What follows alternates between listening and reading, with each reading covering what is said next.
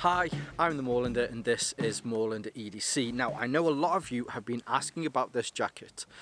I've had this now for about 6 months. I think it's about 6 months. I put a short out about this and I thought it was getting to the time of the year where we're starting to look at something that's a little bit warmer because the temperatures are starting to drop. So this is a Woobie jacket. It is the Woobie jacket version 2. Now, if I don't refer to it as the version 2 from now on, then just be aware that it is the version 2. I didn't have the version 1, so I don't have anything to compare it to, but if I refer to it just solely as the Woobie jacket, then it's actually the Woobie jacket version 2 from a German company called FPC, or Forward Patch Coven. Now, as we usually do, we'll go through some materials, we'll go through some colours, and then we'll have a look at the actual features of the Woobie jacket itself. Now, as far as materials are concerned, there's a big nostalgia hit when I wear this. Not because, as I mentioned, that I've owned the previous versions, but the type of material that it's made from feels very kind of 1980s. It's made from polyamide. Now, I've checked the website. I tried to see if there are different information. It just says that it's 100% polyamide. Now, there is a liner, which is actually because this is reversible, so the liner is also the outer. It's the same on both sides, but it does also have some insulation, similar to a Woobie should have. It's designed to keep you warm when the temperature drops. Fortunately, it doesn't say what type of insulation that there is in here. It is reasonably thin, I will say that.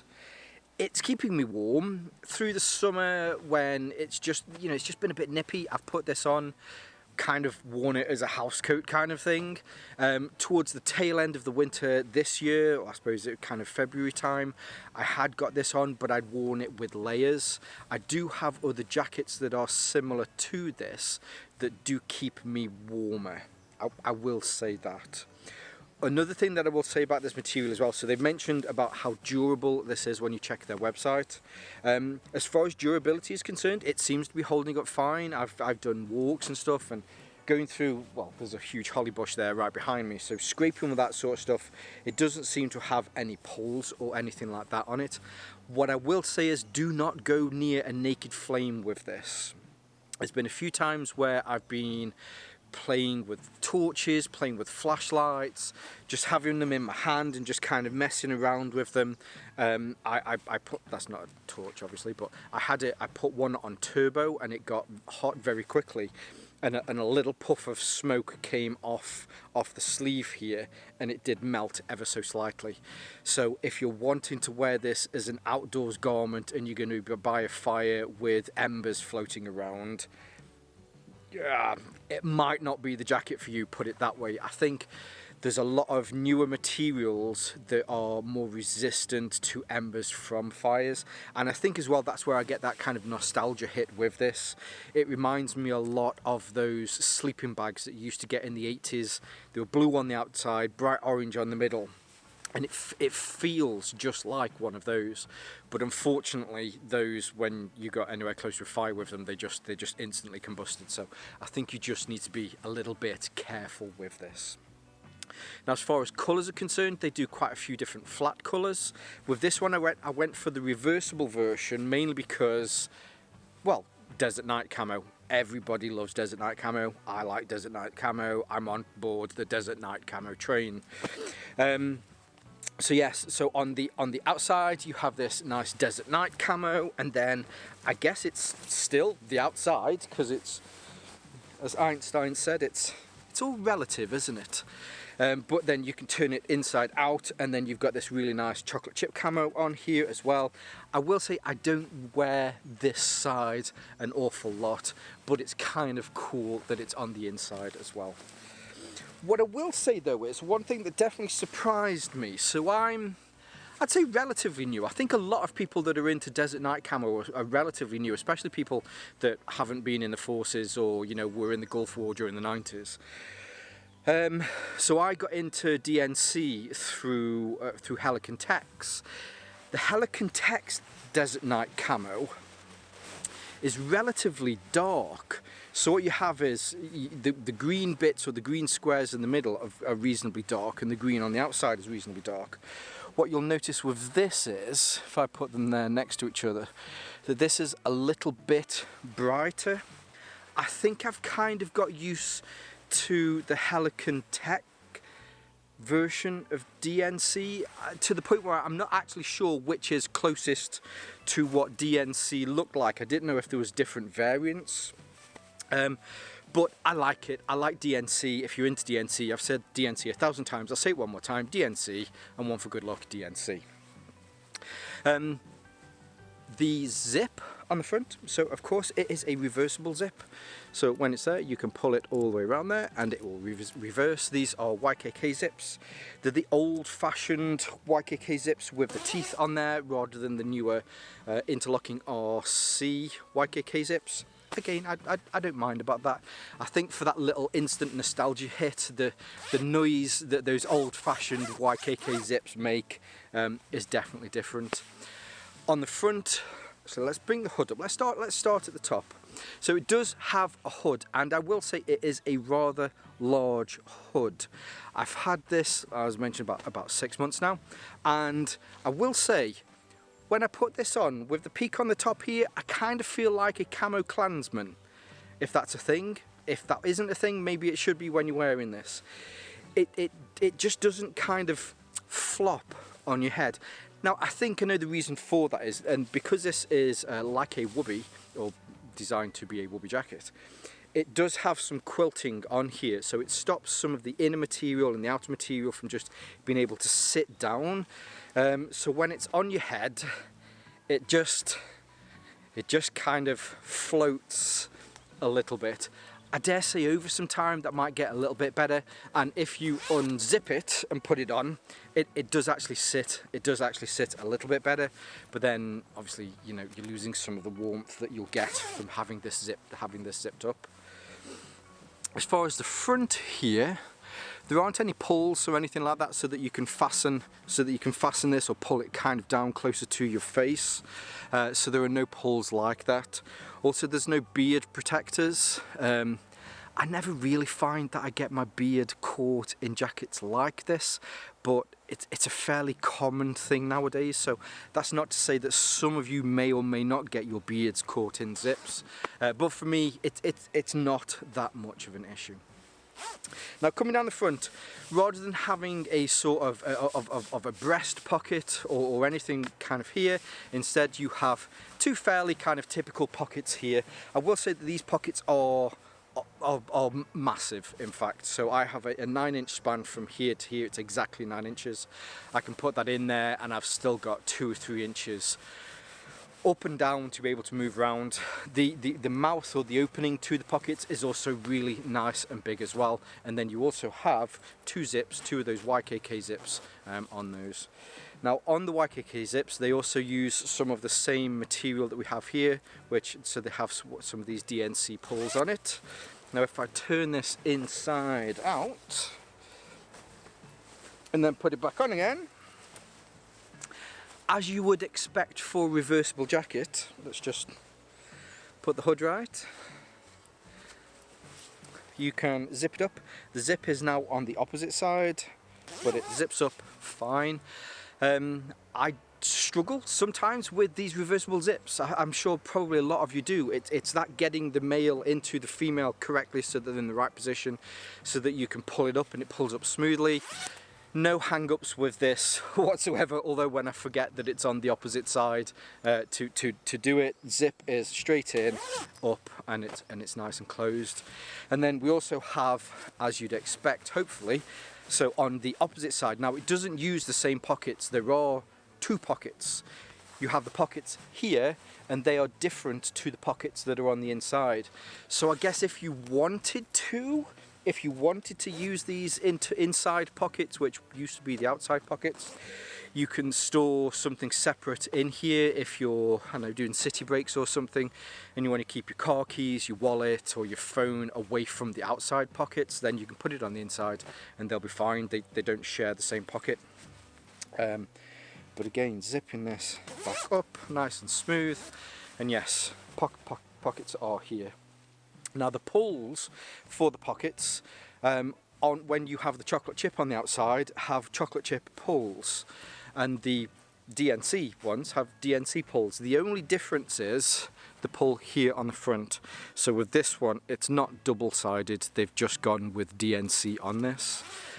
I don't know if they class DNC as the outside. I would guess probably they do class that as the outside, mainly because the other thing to mention, now branding on these, there's little to no branding if you're wearing it on one side, and that's the chocolate chip side.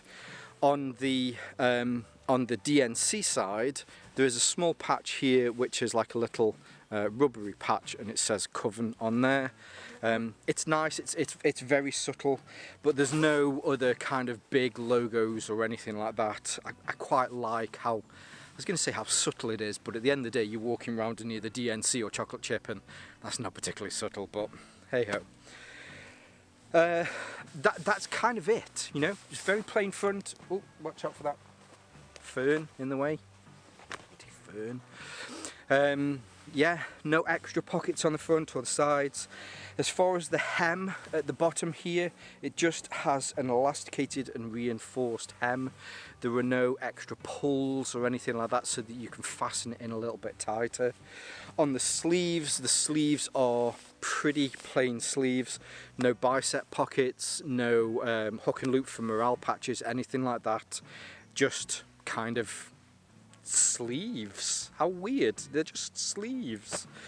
When you get to the end of the sleeve, there is the same elasticated cuff that you get down here on the bottom, which does a relatively good job. Now I have a 7.5-inch wrist, so when I put that through there and move my wrist, there's just a tiny little bit of resistance. So for me, for 7.5-inch wrist, these are great. They don't clamp down on my wrists like a lot of other jackets do that are designed for a smaller wrist. For me, I think that's great. If you have a smaller wrist, you might find that there's an extra little bit more room in there. Again, whether that's a good thing or a bad thing. I did wear these with gloves in the winter, and they go over gloves fine. I think with these being that elasticated waist, and the elastic on here, it's not too tough, but it's not too kind of loose. It's just about right. So if you want to pull it over your gloves, you can pull it over your gloves, and then you're away. And it also doesn't pull back over your gloves. You just have to be careful if you need to tell the time. Now, going through all of that, I think one of the things that I've found with this jacket is, you look at the FPC website and there's all these kind of cool hipstery dudes with tattoos and beards wearing plate carriers and wearing these kind of things. It feels a little bit more like a fashion item rather than an outdoors garment. I think that's one of the things that I've took away from this. Wearing this when I'm just a little bit cold and putting it on, like today. So I've got this on, I'm just wearing a t-shirt underneath, and it's not warming me up like it would do if I was wearing something that had got maybe a thicker layer of insulation on here. What I found when I wore this in the winter was the fact that I couldn't just wear a t-shirt and this, whereas similar jackets, I could just wear a t-shirt and one of those jackets. It's more of a layer kind of thing. So I put on a t-shirt, shirt over the top of that, put this on, and then I was warm. I think with a woobie jacket though, it's that kind of warmth that you want, and you tend to want a little bit more out of this. I think it's close. I think it's close to where it needs to be. If I was to change it, I'd make sure that there was a little bit more padding on the inside. Now, I'm not sure exactly how much padding goes in to a standard army issue woobie. This might be exactly the same amount, and if it is, then I can see why they've done that. But I think to keep you a little bit warmer, that would have been great. The other thing that would probably change is the material that this is made from. I get that nostalgia hit, it feels nice.